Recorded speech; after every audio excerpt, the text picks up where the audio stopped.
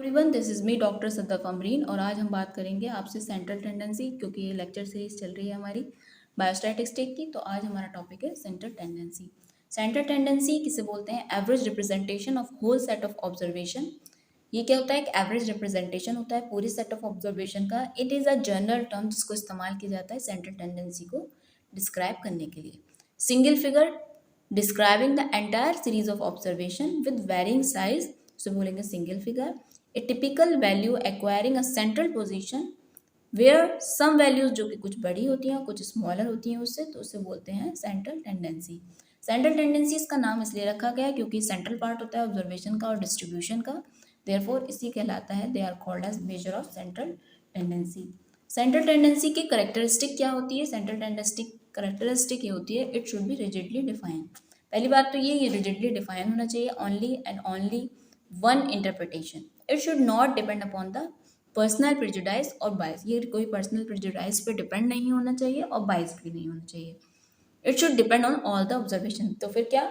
सारी ऑब्जर्वेशन पे डिपेंड होना चाहिए, ईजिली अंडरस्टूड होना चाहिए, ईजिली इंटरप्रिटेटेड होना चाहिए, ईजिली सब्जेक्टेड होना चाहिए ताकि फर्दर कैलकुलेशन आराम से हो सके।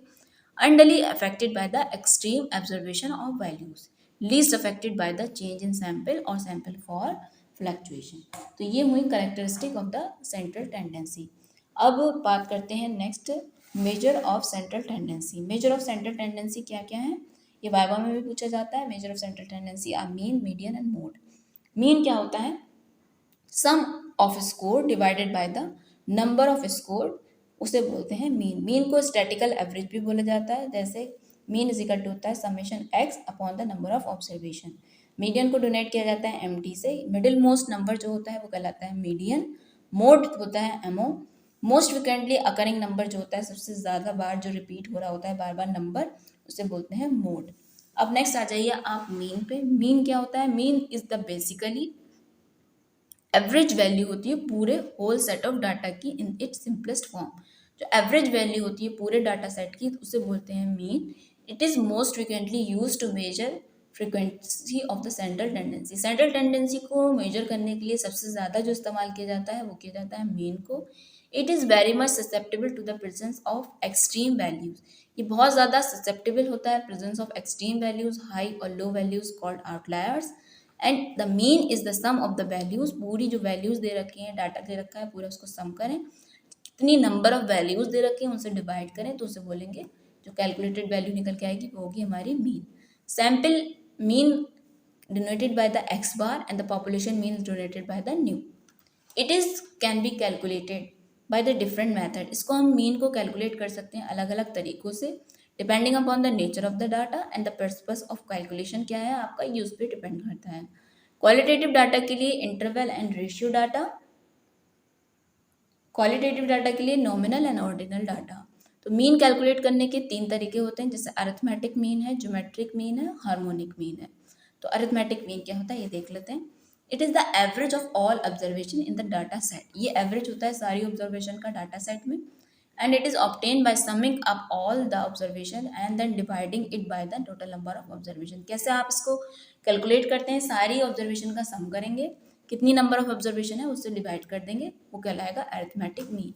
दो मेथड हैं अरिथमेटिक मीन को कैलकुलेट करने के लिए। अनग्रुप डाटा में क्या करते हैं? Simple arithmetic mean observation are not grouped with their frequency. ठीक है, जो अनग्रुप डाटा वो होता है जो कि जिसके अंदर जो ऑब्जर्वेशन होती है वो फ्रीक्वेंसी के साथ में नहीं होती। ग्रुप डाटा वो होता है जिसके अंदर जो वैल्यूज दे रखी होती हैं उसके साथ साथ उनकी फ्रीक्वेंसी भी दे रखी होती है, तो वो कहलाता है group data. Arithmetic mean ungroup data का कैसे निकालेंगे? जैसे कोई वैल्यू दे रखी है x1 x2 xn तक, be the number of observation for the variable x बार। तो अरिथमेटिक मीन जो निकल के आएगा x बार कैसा होगा? x bar is equal to summation xi लिया जो n से लेके हमने, और अपॉन n कर देंगे। इसे एक क्वेश्चन में अभी आपको करके दिखाती हूँ, उससे आपको ज़्यादा खास समझ में आएगा। जैसे मान लीजिए एक रोल नंबर्स दे रखे हैं, रोल नंबर 1 2 3 10 तक, और उनके नंबर्स दे रखे हैं कि रोल नंबर के 8 नंबर हैं, 2 नंबर के जो रोल नंबर है उसके 9 नंबर है, ये दे रखा है। तो हमें निकालना है अरिथमेटिक मीन। तो अरिथमेटिक मीन कैसे निकालेंगे? समीशन x अपॉन n कर देंगे। तो जितने मार्क्स हैं उनको सबको प्लस कर देंगे, 8 + 9 + 4 + 5 + 6 + 7 + 6 + 6 + 7 + 5 अपॉन कर देंगे टोटल नंबर ऑफ ऑब्जर्वेशन। कितनी है ऑब्जर्वेशन? 1 2 3 4 5 6 7 8 9 10 अपॉन 10 कर दिया। ठीक है, तो इसको जब हम डिवाइड करेंगे तो जो वैल्यू निकल के आएगी 6.3, ये कहलाएगी अरिथमेटिक मीन। यानी जितना आपको जो मार्क्स दे रखे थे आपने उनको सम किया, कितने बच्चों के मार्क्स थे उससे डिवाइड कर दिया, तो ये निकल के आ गई आपकी अनग्रुप डाटा की अरिथमेटिक मीन। अगर ग्रुप डाटा है तो कैसे निकालते हैं? जैसे कि for group data the arithmetic mean is if the variable take an value जो है x1 x2 x3 xn दे रखी है और साथ ही साथ उसकी फ्रीक्वेंसी भी होती है इसके अंदर। तो कैसे निकालते हैं? x bar is equal to summation f1 x1 upon frequency 1 लेते हैं। जैसे मान लीजिए ये आपको टेबल दे रखी है, यहाँ पे फिर क्लास इंटरवल दे रखा है 5 to 10, फिर यहाँ पे नंबर ऑफ चिल्ड्रन दे रखे हैं, फिर उसके बाद आपने यहाँ पे फ्रीक्वेंसी दे रखी है। तो सबसे पहले क्या करते हैं, जब क्लास इंटरवल होता है तो इसमें हमें निकालनी होती है मिड वैल्यू। मिड वैल्यू कैसे निकालेंगे? 5 और 10 को प्लस करके अपॉन 2 कर दीजिए। 5 + 10 कितना हुआ? 15, 15/2 करेंगे तो आ जाएगा 7.5। ये हुई हमारी मिड वैल्यू।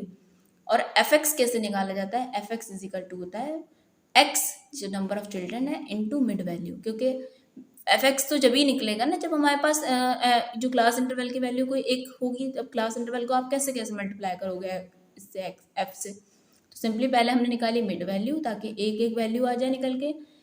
मिड वैल्यू कैसे निकाली? दोनों को सम करके अपॉन 2 कर देंगे। ठीक है, 5 + 10 5 + 10 अपॉन 2 ये आएगी मिड वैल्यू। इसी तरीके से सारी मिड वैल्यू निकाली हमने। फिर निकालते हैं हम एफ एक्स। एफ एक्स कैसे निकलता है? मिड वैल्यू की एफ से मल्टीप्लाई कर दें। 7.5 को 4 से करेंगे 30 आ जाएगा। इसी तरीके से 6 को जब 7.5 से करेंगे तो 105 आ जाएगा। 7 को 22 से करेंगे 22.5 से तो आ जाएगा 157.5। 2 की जब मल्टीप्लाई करेंगे 27.5 से आ जाएगा 55 और एफ एक्स का फिर कर लिया आपने सम। अब कैसे निकलेगा अरिथमेटिक मीन? अरिथमेटिक मीन जैसे बताया ऊपर कि summation f1 x1 upon f1।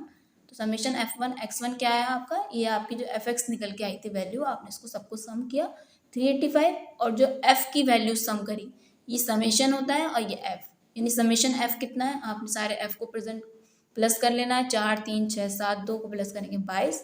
इनको आप डिवाइड करेंगे तो जो वैल्यू निकल के आएगी 17.5, ये कहलाएगी arithmetic mean of the group data. Next है ज्योमेट्रिक मीन। ज्योमेट्रिक मीन जो होता है इट इज़ द मीन और एवरेज जो इंडिकेट करता है सेंट्रल टेंडेंसी को। एक टिपिकल वैल्यू होती है सेट ऑफ नंबर की जिसको इस्तेमाल किया जाता है by using the product of their values as oppose to the arithmetic mean which uses their sum. इसके अंदर हम क्या करते हैं? प्रोडक्ट करते हैं, जबकि अरिथमेटिक मीन के अंदर हम सम कर रहे थे। Geometric mean is defined as the nth root of the product of n number that is for a set of number x1 x2 xn। कैसे निकालते हैं? Metric mean is equal to n under root सारी जितनी भी values हैं उनका मल्टीप्लीकेट कर देंगे, x1 इंटू x2 कर देंगे, x3 so on. It apply only to positive observation. जो ज्योमेट्रिक मीन होता है वो हमेशा पॉजिटिव ऑब्जर्वेशन के लिए अप्लाई किया जाता है। It usually use for the growth rate like population growth और इंटरेस्ट रेट। ज्योमेट्रिक मीन का एप्लीकेशन क्या है? इस्तेमाल किया जाता है for set of number whose values are mean to be multiplied together और an exponential in nature. For example जैसे पॉपुलेशनल ग्रोथ है, इन फाइनेंस है, सोशल साइंस है, एक्सपेक्ट रेशियो है, इमेज प्रोसेसिंग है, in medicine like it is gold standard for the measurement including for the calculation of gastric emptying time. Geometric mean की कितनी types होती है? Simple geometric mean होता है, वेटेड ज्योमेट्रिक मीन होता है। सिंपल ज्योमेट्रिक मीन क्या होता है? It is calculated for ungrouped data. जब अनग्रुप्ड डाटा के लिए ज्योमेट्रिक मीन कैलकुलेट किया जाता है तो कहते हैं सिंपल ज्योमेट्रिक मीन। ये क्या होता है? It is simple nth root of the product of observation. ये क्या है? सिंपली रूट है, nth रूट है sum of the multiplication of the observation, यानी nth अंडर रूट मल्टीप्लीकेशन सारे डाटा कर देंगे। और इसके एक और फॉर्मूला है एंटी लॉग ब्रैकेट में 1/n log x1 plus log x2 log xn। या फिर आप इस तरीके से लिख सकते हैं geometric mean is equal to anti log under bracket 1/n summation log xi। फिर दूसरा जो है ज्योमेट्रिक मीन का टाइप वो है वेटेड ज्योमेट्रिक मीन। इसे इस्तेमाल किया जाता है, it is calculated for the group data के लिए and it is the summation of the product of frequency and the nth root of product of observation multiply by their respective frequency. जैसे इसको आप इस तरीके से समझ सकते हैं geometric mean is equal to summation f nth under root f1x1 into f2x2, यहाँ पे फ्रिक्वेंसी आ जाएगी, ग्रुप डाटा आ गया तो यानी फ्रिक्वेंसी होगी, f2x2 कर देंगे, f1x1 कर देंगे, या फिर आप इसको इस तरीके से कर सकते हैं anti log under bracket 1/n summation f1 log x1। ठीक है, find the geometric mean, for example geometric mean of the following, next आपको जो बता रहे हैं डाटा को, for the frequency distribution of protein intake. ये क्वेश्चन दे रखा है, यहाँ पे इन्होंने प्रोटीन इंटेक दे रखा है, मिड वैल्यू इससे निकाली है इन्होंने, लॉग एम की वैल्यू दे रखी है, नंबर ऑफ चिल्ड्रन दे रखे हैं एंड एफ लॉग एम निकाला है। तो एंटी लॉग वाला अगर फॉर्मूला लगाएंगे geometric mean, anti log under under under bracket 1/n summation f1 log x। ठीक है, तो एंटी लॉग, तो समेशन f1 log x की वैल्यू जो है ये आई हमारी 32.4.2 अपॉन 160 किया है फ्रिक्वेंसी को सम करने के बाद, तो हमारी वैल्यू जो आई एंटी लॉग 2.02625 आई। फिर फर्दर से कैलकुलेट करेंगे तो ये आ जाएगी हमारी ज्योमेट्रिक मीन की वैल्यू। नेक्स्ट जो प्रेजेंटेशन है वो है harmonic mean. Harmonic mean it is also called as numerical average. Harmonic mean को न्यूमेरिकल एवरेज भी बोला जाता है। Harmonic mean is the reciprocal होता है एवरेज ऑफ रेसिप्रोकल।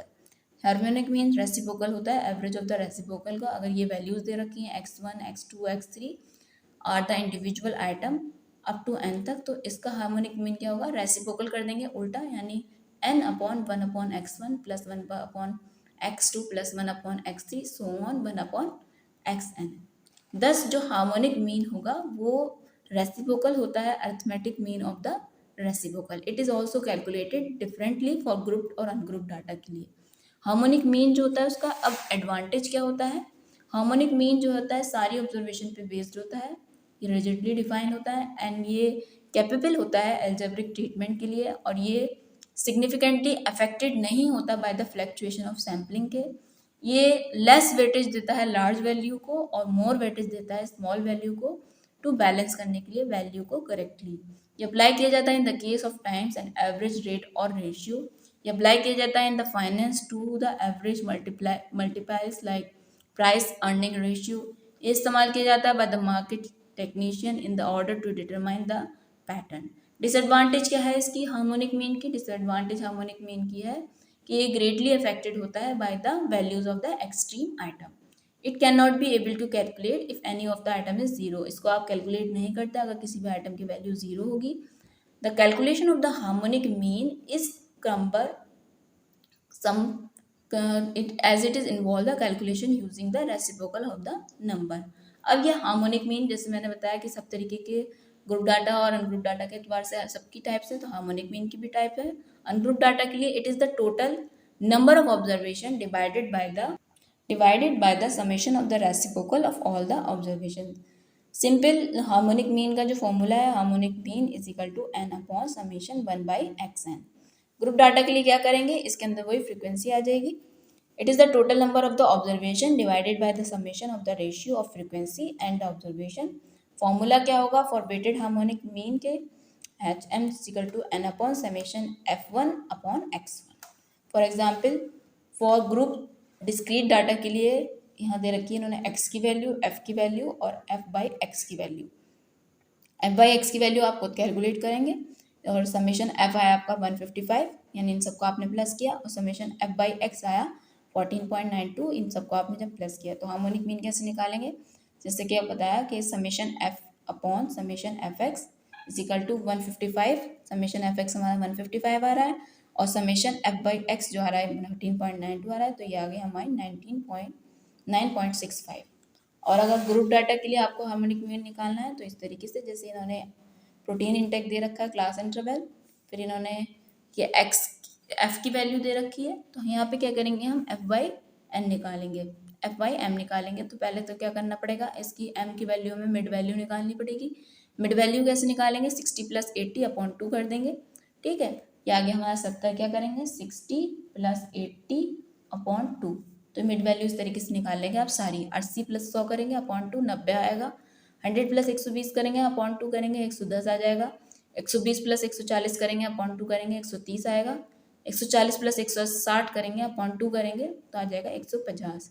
ये दे रखी है हमें f की वैल्यू, तो आपने निकाली f/m, यानी f को डिवाइड कर दें आप m से। 22 अपॉन 70 करेंगे तो आ जाएगा 0.31 38/90 करेंगे तो 0.42 आ जाएगा। 45/110 करेंगे तो 0.40 आएगा।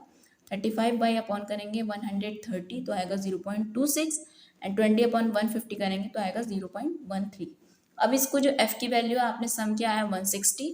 अब इनका भी सम कर लीजिए। समेशन f/m का आया तो 1.52। तो हार्मोनिक मीन कैसे निकालना है आपने? Summation f upon summation f/m। Summation f है 160, समेशन f/m जो है 1.52। तो सिंपली ये कैलकुलेट करके आ गई हमारी वैल्यू। रिलेशनशिप क्या है arithmetic mean, geometric mean, harmonic mean के बीच में? Here the relationship between the arithmetic mean, geometric mean and harmonic mean imply करती है the order of their values for a same data set. It is evident that they are not equal except by accident. Arithmetic mean जो होता है equal to greater than geometric mean, geometric mean is equal to greater than harmonic mean. Harmonic mean हमेशा जो होता है always the least of the three mean, सबसे जो least जो होता है वो हार्मोनिक मीन होता है, वाइल द अर्थमेटिक मीन सभी से ज़्यादा होता है तीनों में।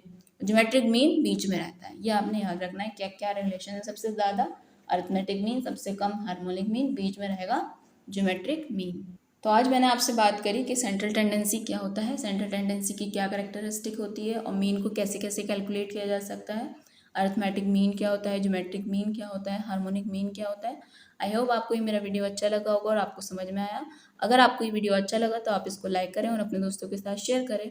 फिर मिलते हैं आपसे नेक्स्ट वीडियो के अंदर। जब तक के लिए thank you so much for watching my video. Thank you so much.